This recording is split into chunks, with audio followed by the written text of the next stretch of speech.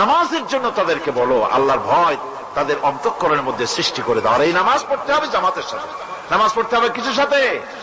জামাতের সাথে।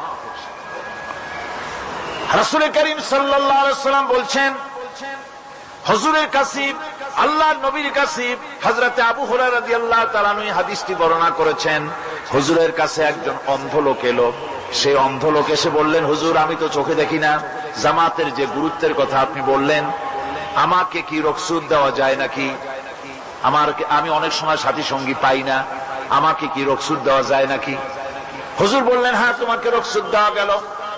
অন্ধ যখন হেঁটে যাচ্ছিলেন, নবীজি তাকে আবার ডাকলেন, ডেকে জিজ্ঞেস করলেন, অন্ধ নামাজের মসজিদের আজান কি তোমার কানে যায়? বলে, হ্যাঁ আমি আজান শুনি। হুজুর বললেন, আজানের জবাব দিবা, মসজিদে এসে জামাতে নামাজ পড়বা। একজন অন্ধকে রুখসত দেওয়া হয় নাই।